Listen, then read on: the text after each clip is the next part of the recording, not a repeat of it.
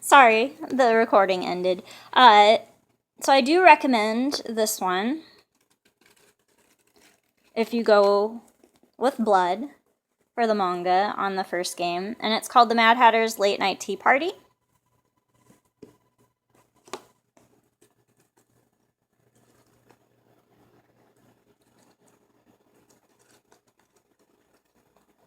Because it feels like a very finished story.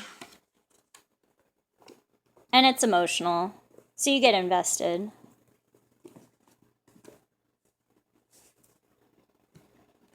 But he is not my favorite character. I actually do enjoy Elliot more and Boris more, which I'll get into. These are short stories. They were just basically things that didn't tie into the deluxe booklets, the limited edition booklets, the fan booklets, and like the manga volumes. And they're just like little extended scenes that could have fit into the game. Or like other manga novels as like side stories. Absolutely beautiful. The artwork's kind of varied because I believe they used a couple different artists for different ones. One was Job. And then this one, too. Mamanosuke Fujimaru.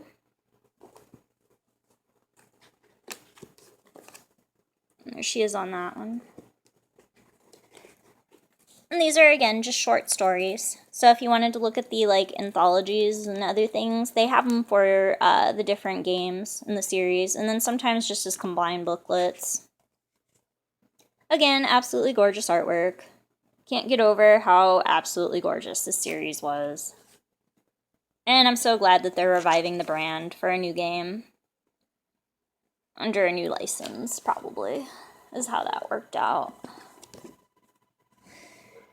So this was actually the original series, the very first manga that they released, in an omnibus format, which I recommend getting. Because A, it's cheaper. And I believe there was actually extra content in this one. Like a one-page edition at the end of the book, which helped like tie it up because they kind of ended it quickly. And then started the subsequent spin-off series for the other games. And this is actually a total of 6 volumes in 3 books for the omnibus edition. Tokyo Pop did one. But they were like the normal short graphic novel style books. And it was supposedly 6, I believe, for that version. Translation's a little bit different too, because it was different publishers, so different translators. If you do compare them against each other, those, basically the same. I have a couple of the Tokyo Pop ones, and I did look it up to see what the difference was. There's a lot of content. They actually take certain parts of the first game's routes and put it into the book as a combined edition of kind of all of the characters, but they mainly focus on Blood's route. And a lot of people thought that they ended it without, like, actually remaining in canon, but I'll tell you that there's secret endings, and one of them is in that secret garden, which the manga ends in, and it's actually very similar to what happens in that secret ending. So it's actually kind of canon anyway, and people just didn't know that, I think, because they didn't play the first game. And there's more than one way to end the route. There's like 8 endings for Blood in the first game. Not counting some of the premature endings where you die or are killed because you make the wrong choice. I love this series. Oh my gosh, I love it. So fun. And that very last page, that I believe is the 1-page edition, it actually leaves it kind of open-ended. So, like, it gives you one of the variations of Blood's endings. And then the next day, like, she, like, is talking with another one of the characters. And so, she's like...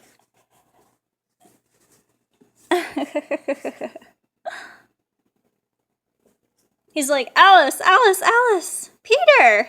Oh, wait, Rabbit, and Blood's in the background all angry. He's like, as she's, like, cackled. Are you fighting with the Hatter again? You know I'll take better care of you. Dump that man this instant and come to me. He's like, watch your mouth, White Rabbit. As long as I'm here, Alice isn't going anywhere. And he's like, stop this fruitless fawning and give up now. It's not decided that Alice is yours, the White Rabbit replies. I'm grateful you brought her back. But I'll be happier if you disappear now that you've done your duty. He's like, huh? And pulls out his machine gun. And he changes his clock to a handgun. As long as Alice stays in this country, I have a chance too. I'm assuming that's rat-a-tat-tat-tat, probably. And then I'll destroy that so-called chance, Blood says. And she's like freaking out. She's like, stop. And the last page. Hey, did you know? And she's like, stop it, both of you.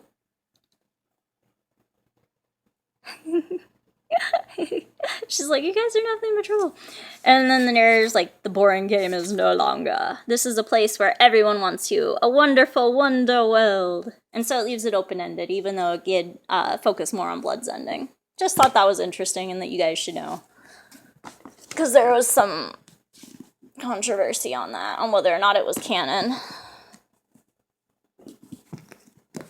And then we have the Clover spin-off stories.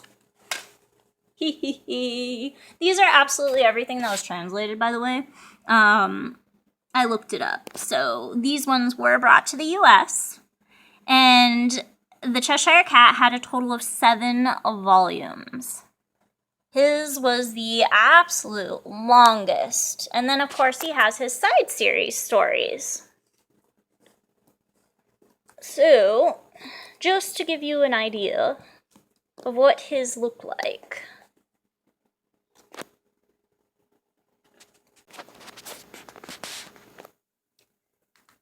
So, as for the Cheshire Cat, he got a total of 7 volumes. This takes place in the Clover series game, and it focuses mainly on Nightmare, the Shiru Sagi, so Peter White the White Rabbit, and the Cheshire Cat. They all 3 are trying to get Alice to stabilize and get attached, finally, in full, to the Clover reality. Or country, or world, or dimension of Wonderland. Because she's been unstable, and there's a possibility that she can end up going home still, until her glass bottle breaks, which represents her responsibility and her feelings of guilt for staying in this dream world. She's not actually trapped. So that's like kind of their signal that they know that she's like meant to stay there if her bottle disappears. So this entire series is kind of like a conspiracy against her to try to trap her there. But they end it with, like, not all conspiracies are made to be, like, manipulative and, like, bring you down. Some of them are actually done out of love to, like, protect her. And there's a lot of stuff that I won't get into because it's, like, huge spoiler stuff for, like, the truth end and whatnot of the first game and, like, the subsequent ones. But there's a thread of truth in that. Because she had traumatic stuff happen before she came to Wonderland, and she doesn't quite remember it, which is their doing. Ace of Wonderland is actually kind of a sociopath. So he's actually the exterminator. He goes around and, like, as the executioner, kills off the people that are violating rules of Wonderland. Maybe causing problems in the flow of the world, because again, they're all like basically immortal and they play this game to give their life meaning. If they violate the rules of the game, then he's sent after them. One of the big rules is don't break a clock beyond repair, because everybody is needed to be able to keep the world going. They just replace each other if someone goes missing. And so these books actually go into kind of the backstory for his executioner role. And then also what happens when he kind of loses his mind a little bit, which happens in the Clover game, because Julius is no longer there, And he uses Julius as kind of a buffer between his regular role and, like, his other duties. There's a lot that's explained in the Diamond game on why he loses his mind like that, and he's got a pretty traumatic past, too. All of the role holders are a little bit twisted. But then again, in this world, like, death has no meaning because they're all clockwork people and they just get replaced or fixed if they break.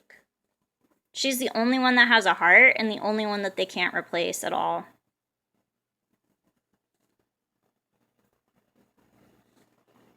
A lot of these books contain little short stories at the end, or like tie-ins from other series books that they had, like the Crimson Empire. So I would take a look to see how much is the actual story for the character if you're just looking for like Alice stuff in manga, because that is something that I did run into, and I do suggest that you check to see how much is the actual character story when you go to buy it. And there are a couple different publishers for these, so depending on which one you get, you may or may not end up with more of that extra stuff in there versus the original story. So just be cautious when you're buying them.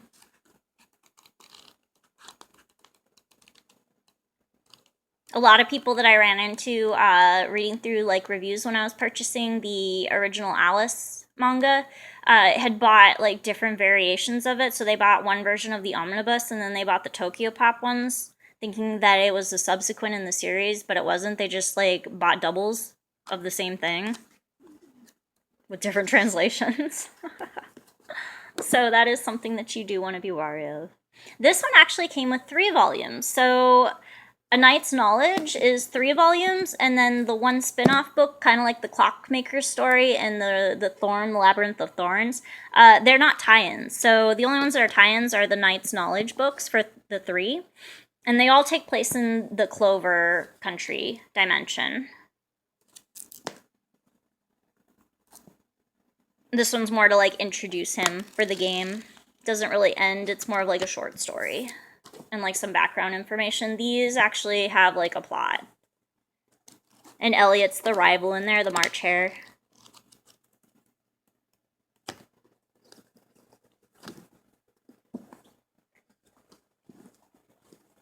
Alright, now we're going to move on to Elliot's books.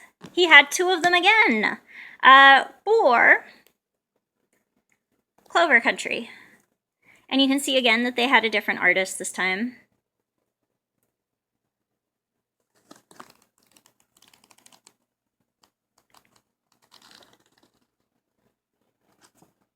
These are not tied into each other either. They're both spin-offs for different variations of how she could have gotten together with him in the Clover game.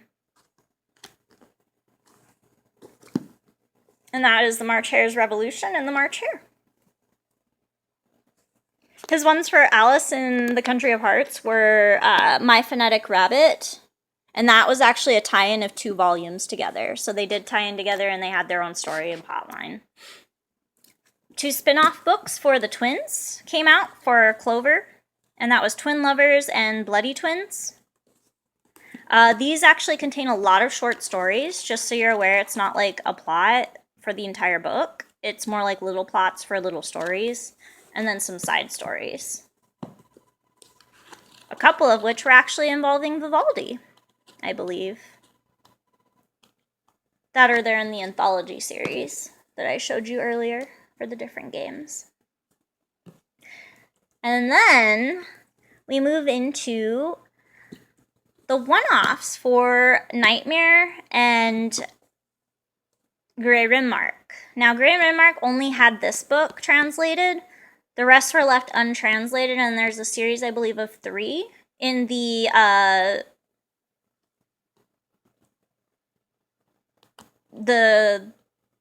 Bitter Pain ones, I believe is what it's called. Black Lizard Bitter Taste, I believe was the name of it. And that's a series of 3 volumes, which has a plot and is very, very interesting. And I do suggest that you go and look up Vocal Ultime's blog to go and see her Alice resource links to go and find it, because it is translated by those scanlators on there. he's one of my favorite characters, and so is Nightmare. They both live in Clover Tower. He's the country runner, so he runs the assembly in the second official game, which is the events that happen throughout.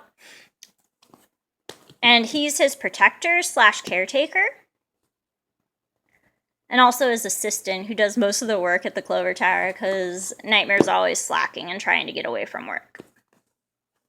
So these were one-off books for the Clover series, and then Gray had 3 volumes that were left untranslated that had an actual plot. This is more of like a short story with some added extras in it. And then Nightmare had this spin-off. And then he had a tie-in series of 3 books for the Joker game,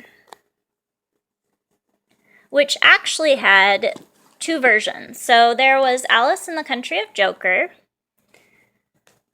and it mainly focuses on Blood's route, ends with a blood ending, while still having some of the other characters have a few romantic, like, rival moments. Or you can go with the 100% Nightmare route version, Dawn Before Dawn, Afternoon Dream,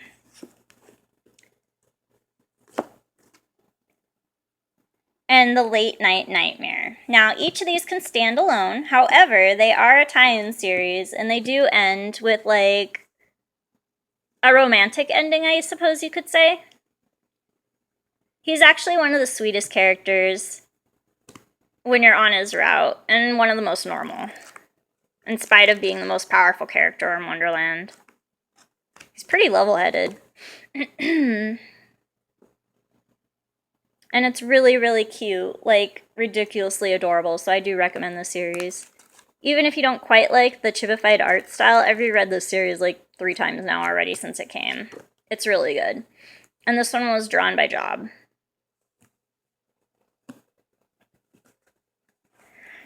As for light novels that came to the US, as far as I'm aware, the only one that came was Bet on My Heart, which is the diamond version of Blood, Getting with Alice. So the one that doesn't remember her and she went back to see his past self. He's more innocent in the first Diamond game, which I believe is this one that's based on.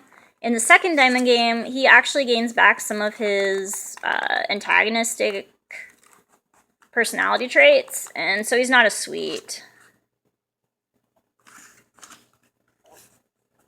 But if you're interested in like an actual novel, they did translate one, and it was this one, and it gives you some backstory because this is based on the Diamond games, which was all about that, trying to get some of the lore verified for everybody. And the last manga series that they translated was this one, The Circus and the Liars game. One of the last. There was the Afternoon Tea with the White Rabbit, I believe, that was in the middle of being translated, because I believe they only did 1 book, and then the rest are still left untranslated. You would have to get the Japanese versions. Or go on the Vocal Otome blog and look up her Alice resource links, and then find the ones that were scanlated by the fans, the translators.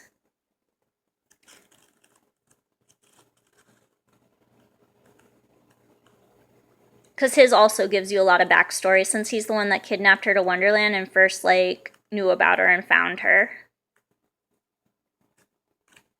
I would recommend that, even if you don't like the character himself. Because he's not my favorite, the White Rabbit. I like Nightmare and Gray Rimmark the best. Probably 3rd and 4th would be, like, all 3 Elliot, the Bloody Twins, and like the Cheshire Cat. I like them all the same, all 3 of them. Blood's probably like one of the last.